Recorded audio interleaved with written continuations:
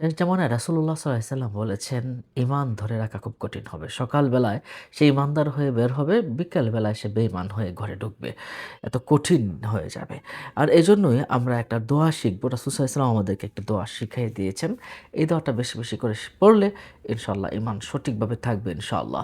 দোয়াটা কি? ইয়া মুকাল্লিবাল কুলুব, ইয়া মুকাল্লিবাল কুলুব, সাব্বিত কলবি আলা দীনিকা। ইয়া মুকাল্লিবাল কুলুব, সাব্বিত কলবি আলা দীনিকা। হে আল্লাহ, হে কলব পরিবর্তন করি, আমাদেরকে দ্বীনের উপরেই কলবটাকে রাখুন। সুবহানাল্লাহ। আর ঈমানের সাথে মৃত্যু হওয়ার একটা দোয়া আছে। দোয়াটা হলো, রব্বানা লা তুযিগ কুলুবানা বা'দা ইয হাদাইতানা ওয়া হাব লানা মিন লাদুনকা রাহমা ইন্নাকা আনতাল ওয়াহ্হাব। এটা আপনি ঈমানের সাথে মৃত্যুবরণ করার একটি দোয়া, কুরআনে একটি দোয়া। নিশ্চয়ই বিষয়টা বুঝতে পারছেন। তাহলে আমরা ২ টা দোয়া শিখলাম আজকে। একটা হলো, ইয়া মুকাল্লিবাল কুলুব সাব্বিত কলবি আলা দীনিকা।